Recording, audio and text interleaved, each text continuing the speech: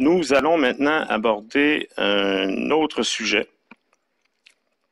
pour deuxième partie du cours du 21 octobre.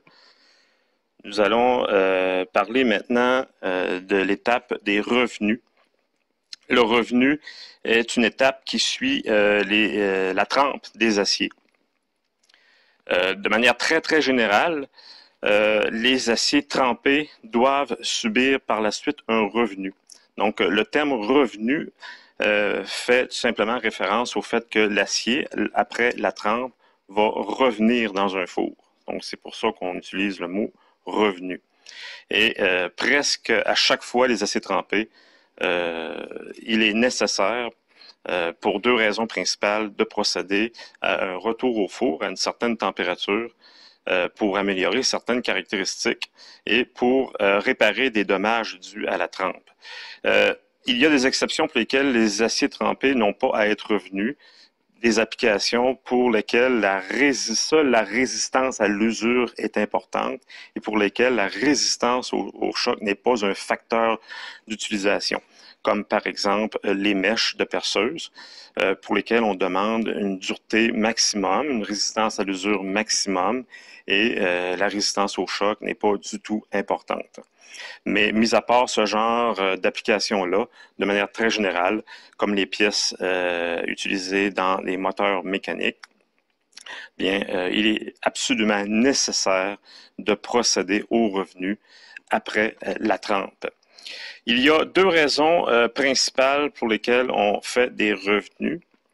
Donc, le revenu consiste en une opération de chauffage qui suit la trempe. Il permet, en premier lieu, de relâcher les contraintes résiduelles dues au choc thermique pendant une trempe. Donc, ce qu'il faut savoir, c'est lorsqu'on trempe un acier, et plus la pièce est massive, plus c'est vrai, c'est que il y a des contraintes mécaniques qui se créent dans la pièce lors de la trempe. Et il faut absolument, de manière générale, enlever ces contraintes afin de permettre d'éviter des problèmes comme la fissuration par corrosion sous contrainte ou de prévenir des déformations anormales en service, car les contraintes dans la pièce vont s'ajouter aux contraintes externes, aux charges normales auxquelles est soumise la pièce en service. Donc, c'est pour des raisons de résistance en corrosion et pour des raisons d'ordre mécanique qu'il faut défaire ces contraintes-là. La deuxième grande raison pour laquelle on fait des revenus, c'est pour aller améliorer la ténacité de l'acier. Ce qu'il faut se rappeler, c'est que les aciers bruts de trempe ont perdu toute leur ténacité. La ténacité dépend de la ductilité. Lorsqu'on trempe un acier et qu'on fait apparaître un maximum de martensite, il faut se rappeler, comme je l'avais déjà expliqué dans les cours précédents, c'est que tous les mécanismes de déformation plastique dans le métal deviennent inopérants. Le carbone, le fait que le carbone soit en état de sursaturation dans la matrice quadratique centrée créée lors d'un refroidissement rapide, empêche tout glissement des plans cristallins, empêche le métal d'être ductile. Bien entendu, l'effet désiré, c'est que ça entraîne du même coup une hausse très importante de la limite élastique, de la résistance. C'est le but d'ailleurs de la trempe. Mais en conséquence, moins désirable, c'est que le métal aussi en même temps perd toute sa ductilité et donc toute sa résistance au choc ou encore sa ténacité. Ténacité, résistance au choc, ce sont deux mots synonymes. Donc, lorsqu'on désire avoir une pièce qui en même temps une résistance mécanique suffisante, mais aussi une bonne résistance au choc, il est absolument nécessaire et obligatoire de procéder à l'étape du revenu. Et afin de mieux illustrer cette importance, j'ai une petite vidéo où on est témoin finalement de l'effet du traitement thermique trempe et revenu sur une plaque en acier. Donc au départ, on a une plaque d'acier qui est probablement à l'état recuit ou laminé à chaud. Donc, présence des phases d'équilibre ferrite-perlite. La présence de ferrite va assurer une bonne ductilité du métal, mais aussi une résistance mécanique très moyenne. Et l'opérateur va nous montrer qu'effectivement, la plaque a une faible résistance mécanique et une bonne ductilité. Donc, les propriétés mécaniques sont probablement insuffisantes pour la plupart des applications pour lesquelles on veut une résistance. Donc, on voit l'opérateur qui est capable de plier la plaque de manière assez facile. Donc, l'acier est à l'état recuit, manifestement, ou encore laminé à chaud. L'opérateur va maintenant procéder à une mise en solution de ces plaques d'acier constituées d'un certain alliage avec une certaine teneur en carbone. Il va les placer dans le four de traitement thermique à la température requise pendant un temps suffisant. Et au terme de l'étape de mise en solution, au bout d'une vingtaine de minutes environ, l'opérateur va retirer rapidement les plaques et les tremper dans le milieu de trempe. Ça peut être de l'huile ou de l'eau, tout dépend de l'alliage. Et là, l'opérateur nous montre l'effet du traitement thermique de trempe. Là, la plaque ne réagit plus du tout comme au départ, c'est-à-dire que le métal n'est plus capable de démontrer de la ductilité. Sa résistance mécanique a fortement augmenté. On sent que l'opérateur doit fournir un effort plus grand pour tenter de plier la plaque, mais la plaque réagit tout simplement en cassant comme le ferait littéralement une pièce en céramique. Donc, c'est le résultat de la trempe chez un acier. Et on comprend bien que ça ne répond pas en termes de propriété mécanique, en termes de comportement mécanique. Une plaque qui se comporte de cette façon-là, on s'imagine mal l'utiliser pour des pièces de moteur pour lesquelles une certaine résistance au choc est requise.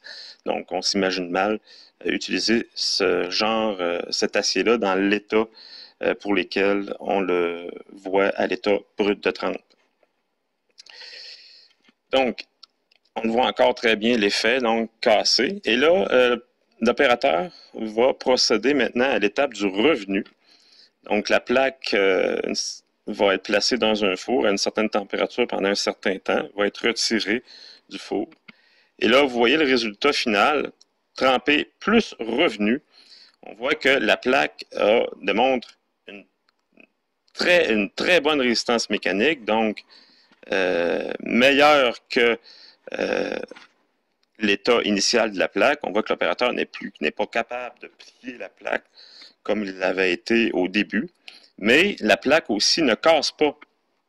Donc, c'est ce qu'on veut généralement chez un acier. On veut empêcher la déformation plastique, on veut faire en sorte que le métal ne se déforme pas plastiquement pour des contraintes élevées, mais pour ces mêmes contraintes élevées, on ne veut pas non plus que la plaque casse. Donc, c'est exactement le comportement auquel on assiste ici. On vient tout simplement, avec la trempe et le revenu, de donner à la plaque d'acier à la fois une résistance mécanique plus élevée, tout en empêchant la plaque de casser. Donc, on vient aussi de donner en même temps de la ténacité. Et c'est ce qu'on veut de la part d'un acier de manière très générale. On veut un bon compromis entre résistance mécanique et résistance au choc, ou ténacité. Donc, c'est le but des revenus. En résumé, c'est de donner des résistances au choc tout en même temps en enlevant les contraintes résiduelles dues à la trempe. Donc, la martensite fraîche, brute de trempe, elle est fragile. Et donc, le revenu permet de diminuer cette fragilité-là. Vous avez ici le cycle thermique du revenu, qu'on appelle le revenu d'adoucissement. Donc, le fait d'enlever la fragilité de l'acier, ça s'appelle un revenu d'adoucissement. Donc, chauffage de l'acier à une température inférieure à la température eutectoïde, c'est le cycle thermique. Donc, on voit bien que dans le diagramme d'équilibre de l'acier représenté à gauche, vous voyez en assurer tout le domaine de chauffage possible pour le revenu. Donc, tout dépendant de l'acier, tout dépendant surtout de la résistance mécanique désirée, tout dépendant de la résistance au choc désiré, on va effectuer le revenu à une température qui va varier entre une centaine de degrés et 650 degrés Celsius environ. Donc, ce qui est important, c'est qu'un revenu, la température de revenu est toujours en bas de la température eutectoïde de l'acier. Et c'est extrêmement important à respecter parce que sinon, si le revenu se fait à trop de température, on va perdre toute résistance mécanique qu'on a acquise lors de la trempe. Donc, le but du revenu, ce n'est pas d'abaisser les propriétés mécaniques, malgré que le revenu entraîne une légère baisse de résistance mécanique. Le but du revenu, c'est de conserver le maximum de résistance mécanique tout en acquérant de la ténacité. Et là, vous voyez à droite le cycle thermique, donc un chauffage pas trop rapide, avec un maintien en température qui va être au minimum d'une heure, mais qui va être fonction aussi de la taille de la pièce, ça peut être 2 ou 3 heures, suivi d'un refroidissement à l'air relativement lent. Donc, on peut distinguer 3 types de revenus. Celui dont je viens de vous parler, ça s'appelle le revenu d'adoucissement. On va en parler un peu plus en détail tout de suite après.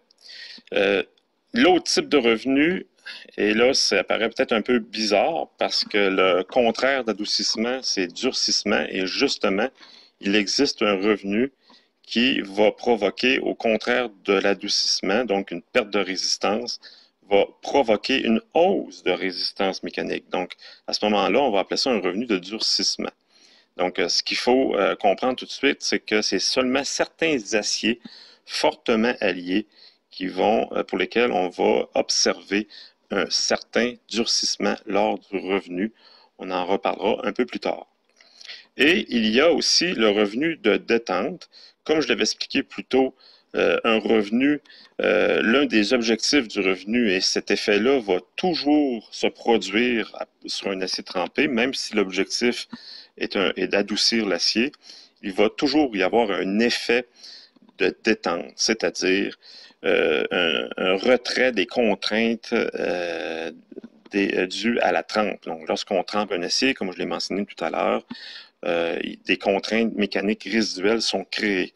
Donc, à chaque fois qu'on procède à un revenu, ces contraintes-là sont diminuées, voire même annulées si la température elle est suffisante. Donc, il y a toujours un effet de détente sur un revenu. Malgré que parfois, le but du revenu ne sera pas ni d'adoucir l'acier, ni de le durcir. Ça va être seulement de défaire les contraintes résiduelles. À ce moment-là, on pourra dire que c'est un revenu de détente. Mais il faut se rappeler que même si on fait un revenu d'adoucissement ou de durcissement, il y a toujours un effet de détente qui se produit dans l'acier. Donc, un retrait des contraintes résiduelles dues à la trempe. Si on revient au revenu d'adoucissement, on va en parler un peu plus en détail. Donc, comme je l'ai dit, et c'est important de rappeler, c'est que le revenu d'adoucissement vise à permettre la transformation d'une partie de la martensite vers des structures plus stables. Donc, en l'occurrence, la perlite et la ferrite. C'est un retour partiel vers l'équilibre. Donc, qu'est-ce qui explique le regain en ductilité lors d'un retour à une certaine température?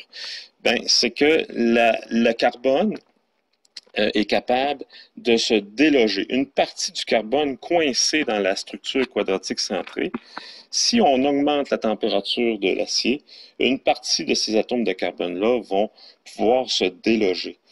Et on va pouvoir aussi voyager et permettre une certaine formation de phase d'équilibre. Donc, c'est un retour partiel vers l'équilibre. Le mot partiel est important parce que le revenu, c'est un retour contrôlé. On veut donc une certaine réapparition de la ferrite et de la perlite. On ne veut pas tout défaire la martensite parce que sinon, le but de la trempe serait, ça n'aurait pas de sens. La trempe de l'acier serait inutile. Donc, on veut conserver de la martensite, mais on veut aussi faire réapparaître un peu de ferrite et de perlite, parce que c'est surtout la ferrite qui est responsable de la ductilité du métal. Donc, après un revenu, si on décrit la microstructure de l'acier que l'on obtient après trempe et revenu, ben, c'est un fin mélange de toutes les phases possibles de l'acier. Donc, un fin mélange de ferrite primaire, si l'acier est hypoétectoïde, de la perlite fine, de la perlite grossière, un peu de bénite et de la martensite, bien entendu. Donc, on réussit à travers la trempe et revenu à faire apparaître de manière très contrôlée et surtout de manière très homogène toutes les phases possibles de l'acier. Et donc, la présence de ferrite avec la perlite, avec la bénite, va assurer un certain retour de ductilité du métal, mais tout en conservant la majeure partie des propriétés mécaniques, dont de la résistance mécanique, parce que il demeure, après le revenu, la martensite, une partie de la martensite demeure dans l'acier, et c'est bien entendu la martensite qui est la grande responsable de la dureté de l'acier. Donc, cette grande variété de structures différentes du point de vue des propriétés mécaniques permet une structure globale et fine, possédant une résistance mécanique élevée, tout en conservant une bonne ténacité. Donc, si on observe un peu plus en détail ce qui se passe comme phénomène à travers un revenu d'adoucissement, donc le revenu permet, comme on le sait, de diminuer la fragilité des pièces, et cette perte de fragilité-là débute avec la possibilité au carbone de quitter l'arête dans laquelle il est coincé. Donc, une partie du carbone est capable de quitter l'arête parce que la hausse de température va remettre les atomes de fer en agitation thermique plus élevée. Et donc, les fameuses portes qui s'ouvrent et qui se referment, l'agitation thermique entre les atomes de fer entre eux. Et voyant ces portes se réouvrir davantage, plus grand et à une fréquence plus élevée, ben, les atomes de carbone, une partie des atomes de carbone vont en profiter pour se déloger de la structure quadratique centrée et diffuser.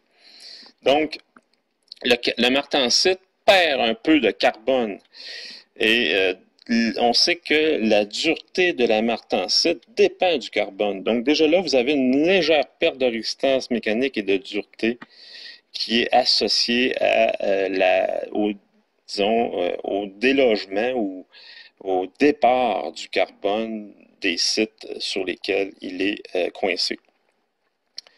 Donc, plus la température est élevée, plus la dureté diminue parce que davantage d'atomes de carbone est capable de quitter son état, sa position dans la structure quadratique centrée de la martensite. Donc, ce que ça permet, ça, c'est du côté pratique, puisque la température va avoir un effet direct sur la perte de dureté, on peut donc choisir la température du revenu en fonction de la dureté désirée de l'acier ou de la résistance mécanique de l'acier ou encore de la résistance au choc désirée. Donc, la dureté désirée est fonction de l'application de la pièce. Donc, si on désire si la résistance au choc est un facteur plus important, ben, on va opérer des revenus à température plus élevée. À l'inverse, si on veut conserver le maximum de résistance, mais qu'une application pour laquelle la résistance au choc est un peu moins importante, on va opérer à des températures plus basses de revenus. Donc, par exemple, la résistance à l'usure commande une dureté de 60 recoilcés pour des engrenages. Donc, les revenus vont donc se faire à plus basse température pour ce type d'application-là. Une bonne limite élastique sans danger de rupture fragile avec dureté de 45 recoilcés pour les ressorts. Donc, les ressorts vont subir des revenus à plus haute température. Et lorsqu'on veut avoir 30 recoilcés, comme par exemple des boulons, pour lesquels ça demande une très bonne ténacité, bien, généralement, on va utiliser des revenus encore à des températures encore plus élevées. Ce que vous avez ici, c'est une courbe très importante en traitement thermique. On vient de dire que la température du revenu a un effet sur la baisse de résistance ou de dureté d'un acier. Bien, vous voyez ici, c'est une courbe qui correspond, qui fait la corrélation exacte entre la température d'un revenu, exprimée sur l'axe horizontal, donc vous l'avez en degrés Celsius, et la dureté de l'acier, après revenu d'1 heure environ. Donc, l'échelle qui est utilisée dans le graphique, ce sont des Rockwell-C. Et on voit bien que plus la température du revenu est élevée, plus la dureté obtenue après le revenu est basse. Et donc, si on veut obtenir une dureté très spécifique de la part d'un acier traité thermiquement, bien, il suffit de tremper l'acier au maximum. On va obtenir donc une certaine dureté. Ici, sur le graphique, on nous montre qu'à l'état brut de trempe, la courbe est à une hauteur de 55 Rockwell-C. Donc, il faut se mettre à 0 degré C, c'est-à-dire aucun revenu brut de trempe. Et au fur et à mesure qu'on considère une température plus élevée, ben, on a une dureté de plus en plus basse. Si par exemple on veut avoir 40 Rockwell-C, ben, il s'agit d'utiliser la courbe, de lire horizontalement à 40 Rockwell-C et faire correspondre avec la température en lisant verticalement jusqu'à l'axe de température. Donc à l'œil, là, pour 40 Rockwell-C, on aurait environ, ça commanderait un revenu d'environ un petit peu moins de 300 degrés C. Pour cet exemple-ci. Cette courbe de revenu-là, elle est utilisable pour un acier en particulier. Comme pour les diagrammes TRI, TRC, les courbes de revenu sont propres à un acier en particulier. Chaque acier possède sa courbe de revenu. Et là, justement, vous en avez une autre ici qui correspond à celle d'un acier bien populaire pour la conception des pièces en mécanique, le 4140, acier au molybdène avec une certaine concentration en chrome, contenant autour de 0,4% carbone. Ben, vous avez ici la courbe qui est extraite, la courbe de revenu extraite du E-Treater's Guide. Donc, hardness, c'est dureté, versus tempering temperature. Donc, tempering, c'est la traduction anglaise de revenu. Donc, et là, on spécifie que l'acier, au départ, a été trempé à partir de 845 degrés C dans l'huile. C'est une courbe de revenu qui a été obtenue, en tout cas, ce sont des résultats qui sont obtenus pour des tiges d'environ 1 demi-pouce de diamètre au centre. Donc, cette fois-ci, par exemple, il faut être attentif lorsqu'on utilise ce genre de courbe-là. Il faut observer l'échelle de dureté qui est utilisée. Dans le graphique précédent, c'était une échelle en Rockwell-C. Ici, dans le E-Treater's Guide, de manière générale, pas tout le temps, mais de manière très générale, on utilise par contre l'échelle Brinell pour exprimer les duretés parce que c'est une échelle qui couvre un domaine de dureté plus large. Et il faut être aussi attentif aux axes horizontaux parce qu'il y en a deux, parce qu'on exprime les températures selon les deux principales unités de mesure de température. Vous avez les degrés Celsius sur l'axe supérieur et vous avez les degrés Fahrenheit sur l'axe inférieur. Et c'est extrêmement important de se rappeler, de faire attention à ça, parce que dans l'histoire de la métallurgie, il est arrivé à certaines occasions des mauvaises conceptions de pièces au traitement thermique, tout simplement dû par une mauvaise lecture de la température. Autrement dit, il y avait une confusion entre les degrés C et les degrés F. On utilisait la mauvaise axe et donc on n'obtenait pas les bonnes duretés. C'est déjà arrivé. Donc, la dureté indiquée pour la température la plus basse, comme je l'ai dit précédemment, correspond à la dureté brute de trempe. Pour le 4140, on peut donc deviner à quelle dureté un 4140 doit avoir lorsqu'il est brut de trempe par la lecture de dureté à la température la plus basse. Donc, vous voyez que la courbe commence au point de départ, on est à une dureté d'environ un petit peu autour de 510 Brinell.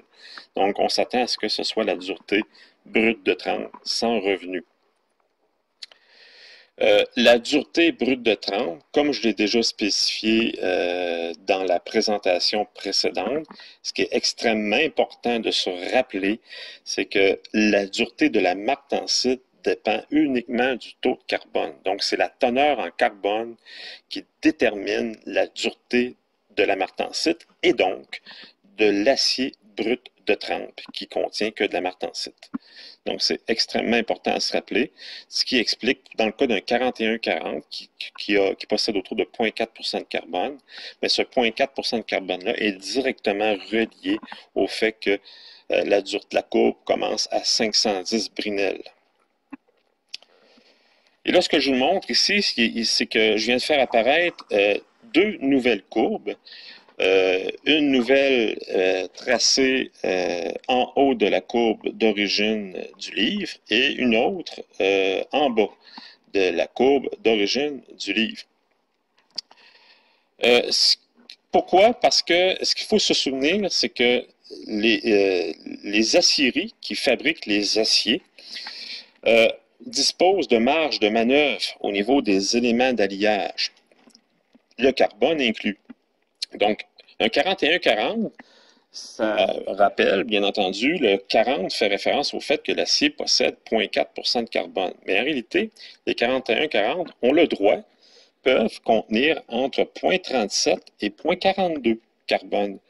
Donc, ça permet aux aciéries de mieux réussir les charges. Lorsqu'on élabore des aciers, il y a des impondérables lors de la fabrication des aciers dans les équipements, que ce soit au four électrique, au four Martin.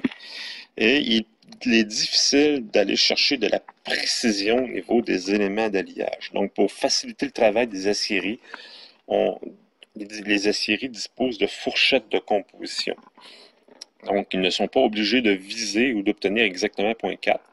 Et ils n'ont qu'à faire en sorte que le carbone, par exemple, dans le cas de 41-40, la concentration finale, après traitement de l'acier et après élaboration, le carbone peut être contenu entre 0,37 et 0,42. Donc, ça diminue le niveau de difficulté d'obtention des alliages pour les aciéries. Mais ce que ça entraîne du même coup, c'est que du fait que le taux de carbone, la dureté de l'acier brut de trempe dépend du taux de carbone, il faut donc considérer que le 4140 qui est utilisé par une compagnie, possède pas exactement 0,4 % de carbone. Et ça a un effet sur la position de la courbe de revenu. Puisque le taux de carbone a un effet sur la dureté brute de trempe, plus le carbone est élevé, plus la dureté brute de trempe est élevée. Il faut donc considérer que de remonter la courbe si l'acier avec lequel on travaille possède, par exemple, 0,42 carbone et non pas 0,4. Ça va donc avoir un effet sur la dureté finale de l'acier, tant à l'état brut de trempe qu'à l'état revenu. Donc, pour aller chercher de l'exactitude au niveau de la dureté désirée, il faut absolument tenir compte du fait que l'acier peut contenir entre 0,37 et 0,42 carbone et non pas exactement 0,4. On doit donc, pour obtenir la dureté finale après revenu désiré, réajuster la hauteur de la courbe de revenu en fonction du taux de carbone de l'acier avec lequel on travaille.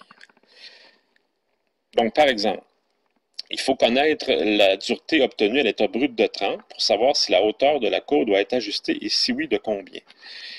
Donc, comment on fait pour savoir si notre acier possède 0,37 ou 0,42? C'est simple.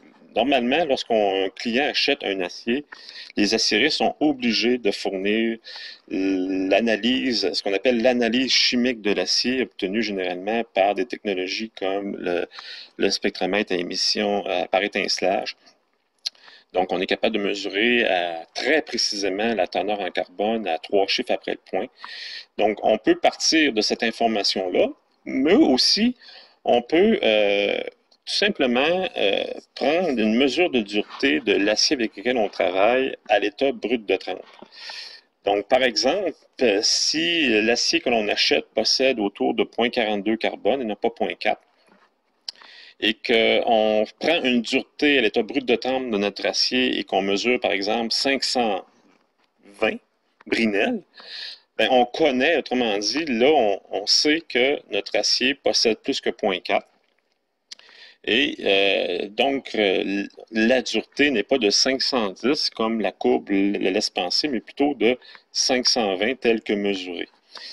On ne peut pas donc utiliser la courbe telle quelle dans le livre parce que notre acier possède plus de carbone que l'acier utilisé pour faire la courbe de revenu.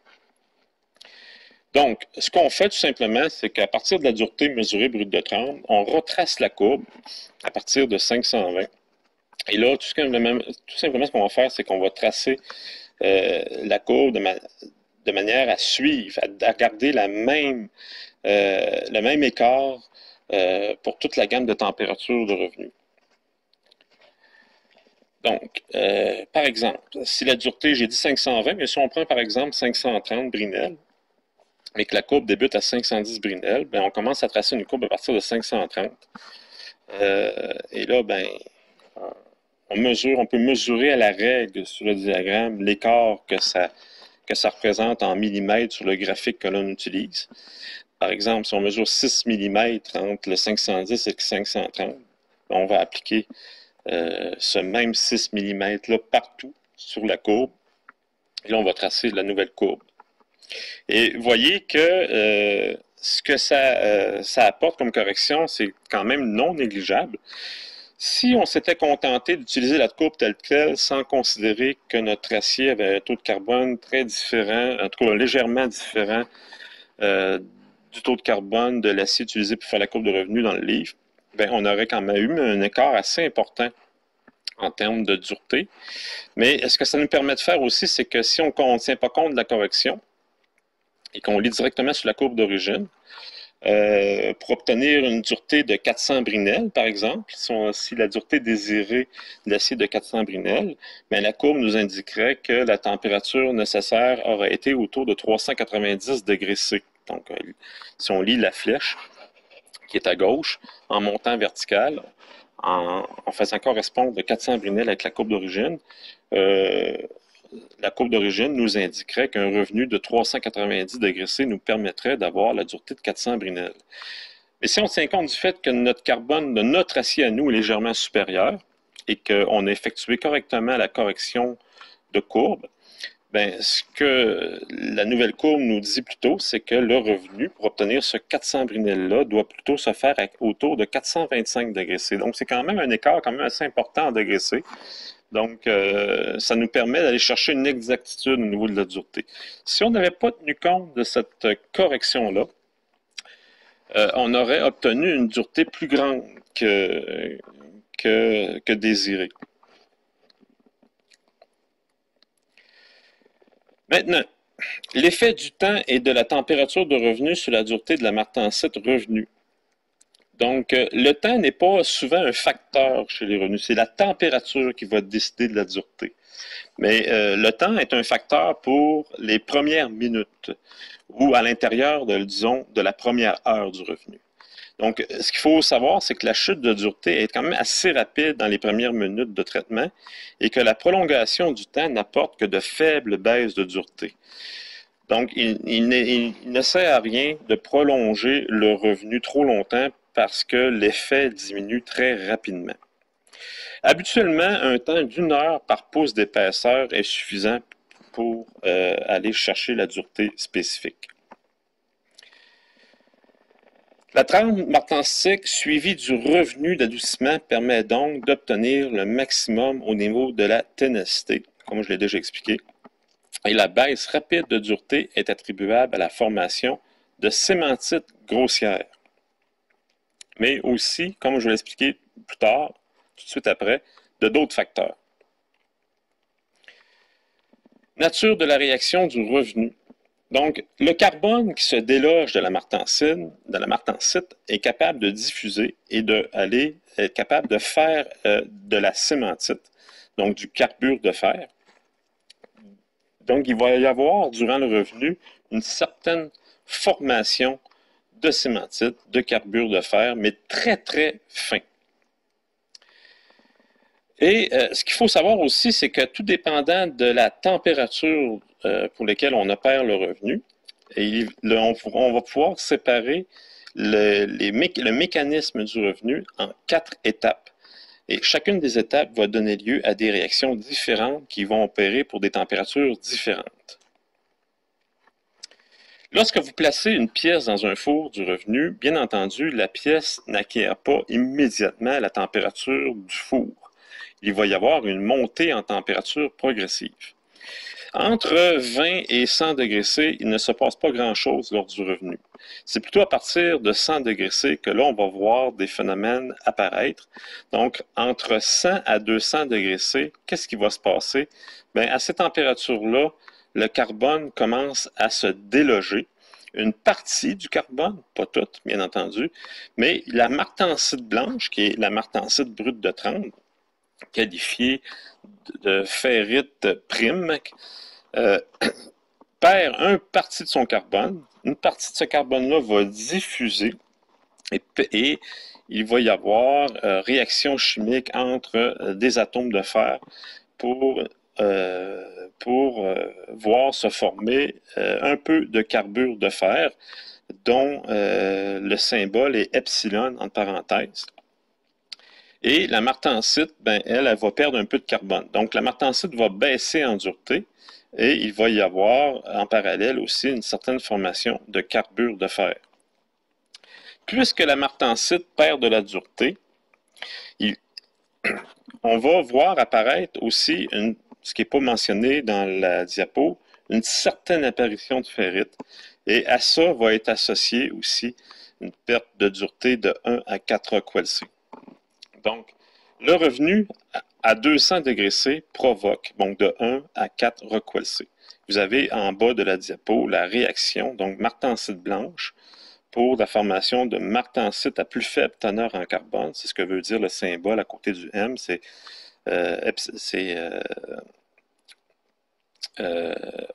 pas oméga, mais alpha prime prime, qui symbolise une martensite plus faible en carbone qu'à l'origine, plus la formation de carbure de fer.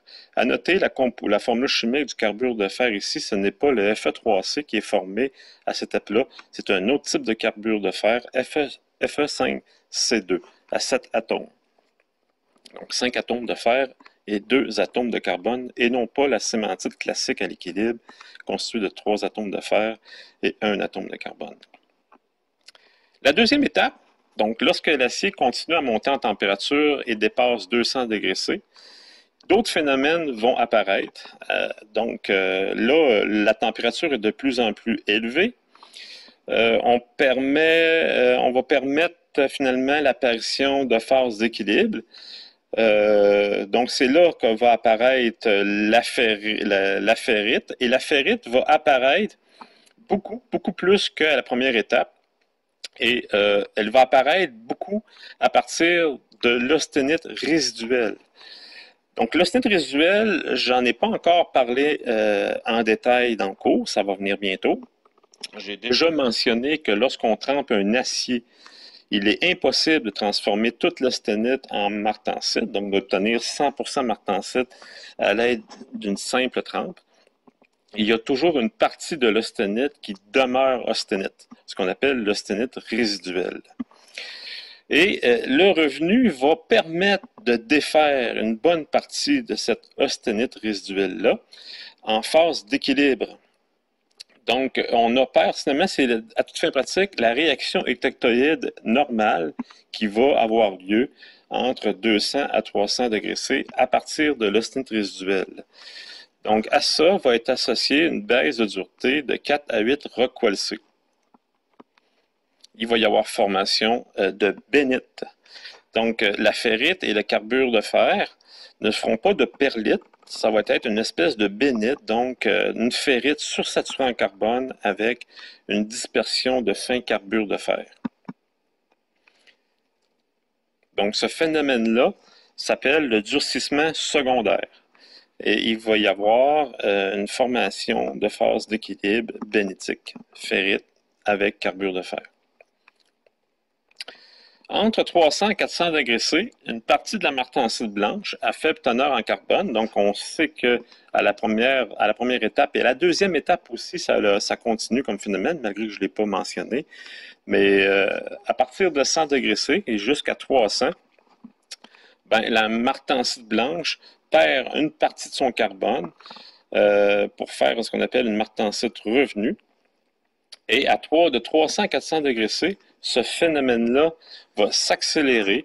Donc, la martensite revenue va pouvoir se combiner avec le carbure de fer qui s'est produit, qui s'est formé entre 100 et 200 degrés C et permettre la formation de ferrite et de cémentite. Donc, encore davantage de phases d'équilibre, donc surtout la ferrite qui va apparaître et provoquer une autre perte de dureté. Et finalement, à l'étape 4, donc si le revenu dépasse 400 degrés C, ce qui est quand même pas courant, donc on va être témoin de la cémentite qui va pouvoir coalescer entre elles. Donc, les morceaux de cémentite vont pouvoir se joindre entre eux. Les plages de ferrite vont être plus grandes et à ça va être associée une chute brutale de la dureté. Donc, lorsqu'on veut une résistance au choc très grande, mais que la résistance mécanique est moins importante, on va généralement opérer des revenus supérieurs à 400 degrés C et à ce moment-là, on va assister à ce phénomène-là chez les aciers revenus à haute température. J'avais mentionné aussi dans les différents types de revenus le revenu de durcissement. Donc, ça paraît bizarre d'associer un revenu à un durcissement, mais c'est effectivement l'effet qu'on va observer chez certains aciers. Donc, on sait que la trempe d'un acier permet d'aller maximiser la dureté et on va perdre toute la ductilité du métal. Il est donc difficile de s'imaginer que si cette pièce-là trempée est ensuite revenue, qu'on puisse être témoin d'un gain encore plus élevé de dureté tout en ayant un gain en ductilité. Donc, c'est un effet qu'on peut observer chez certains aciers fortement alliés. En l'occurrence, lorsque vous avez une forte présence d'éléments carburigènes. Les éléments carburigènes, ce sont des éléments d'alliage, donc des métaux, qui ont une forte affinité avec l'atome de carbone. Donc, ils vont facilement former des carbures. C'est le cas du chrome, du molybdène et du vanadium dans les aciers. Donc, lorsque vous avez une forte présence de l'un ou l'autre de ces éléments-là ou de l'ensemble de ces éléments-là dans un acier, le revenu va provoquer la formation d'une très grande quantité de carbure très dur. Donc, au départ, l'acier qui est brut de trempe, tout le carbone est en état de sursaturation dans la martensite. Mais lorsqu'on chauffe ces aciers-là à haute température lors du revenu, une forte proportion de carbone se déloge à la martensite, donc la martensite perd du carbone, la martensite ramollit, mais le carbone va entièrement servir à faire un très grand nombre de carbures parce qu'il y a beaucoup d'éléments carburigènes dans l'acier, donc beaucoup de carbures formés. Et on sait que les carbures, c'est extrêmement dur. Donc, la perte de dureté de la martensite va être compensée et même surcompensée par la formation d'une très grande quantité de carbure lors du revenu. Donc, ce type de revenu fait appel au phénomène de durcissement secondaire. Donc, la formation d'une très grande quantité de carbure, ce phénomène-là, on appelle ça le durcissement secondaire. Et on observe ça seulement chez les aciers fortement alliés qui possèdent un très grand pourcentage d'éléments carburigènes. Donc, le revenu de durcissement appliqué aux aciers alliés trempés. Pendant l'opération, les atomes de carbone quittent la martensite pour se combiner aux éléments d'alliage, vanadium, molybdène, tungstène, titane, chrome, manganèse. Donc, ce sont tous des éléments carburigènes pour lesquels on va assister, qui peuvent participer au phénomène de durcissement secondaire. Donc, il y a formation de carbure plus dure que la martensite. Donc, cette transformation se traduit par un accroissement de la dureté lors du revenu. Donc, on appelle ça le durcissement secondaire. C'est le type de revenu qui est appliqué, par exemple, aux aciers à coupe rapide. Donc, si vous avez probablement déjà travaillé dans votre département avec des outils à coupe rapide. Ce sont des aciers très spéciaux, comme par exemple des aciers au molybdène, la série M, avec une présence qui varie entre 8 à 14, même voire 16% de molybdène. Donc, la forte présence de molybdène dans ces aciers-là font en sorte que lors du revenu, on voit l'apparition d'une très grande quantité de carbure de molybdène très, très dur. Et c'est cette présence de carbure de molybdène-là qui va donner aux dents de l'acier une très grande résistance à l'usure et aussi une très grande résistance à l'adoucissement. Donc, le cycle thermique du revenu de durcissement est le même que pour le revenu d'adoucissement, mais on l'applique sur des types d'acier différents. Donc, au niveau opératoire, il n'y a pas de différence entre un revenu d'adoucissement ou un revenu de durcissement, malgré que généralement les revenus de durcissement opèrent à des températures plus élevées que les revenus d'adoucissement, mais c'est essentiellement le même cycle thermique. C'est seulement que c'est l'acier, c'est la nature de l'acier. Autrement dit, si on applique un revenu à un acier très fortement lié avec une forte présence d'éléments d'alliage carburigène, que là, le revenu va s'appeler le revenu de durcissement. Ce que vous voyez ici, c'est la courbe de dureté obtenue lors du revenu des aciers à coupe de la série M. De la série T, c'est-à-dire. Désolé. Donc, ce que vous voyez ici, c'est l'effet de la température de revenu sur un acier à composition de tungstène, 18% de tungstène avec 4% de chrome, et l'effet de la température de revenu sur la dureté.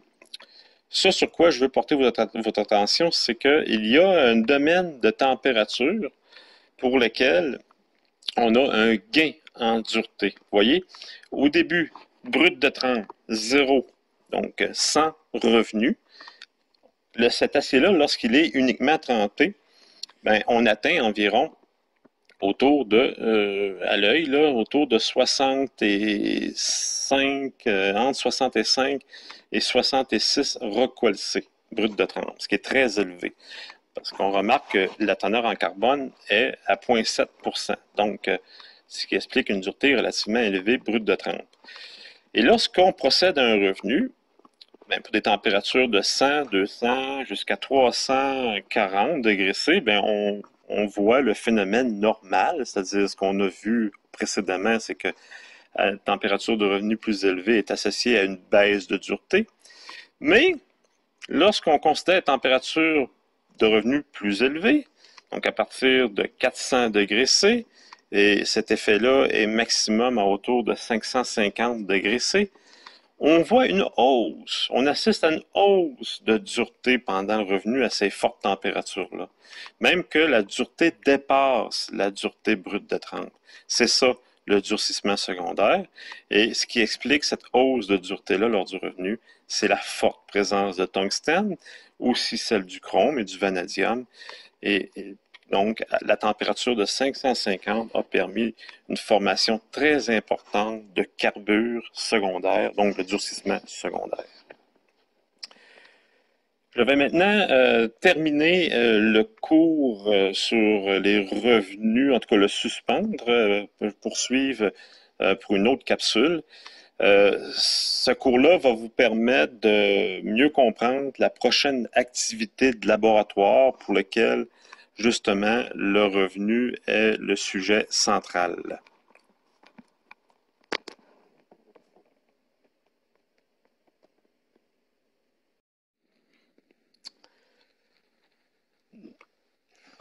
Nous allons maintenant aborder un autre sujet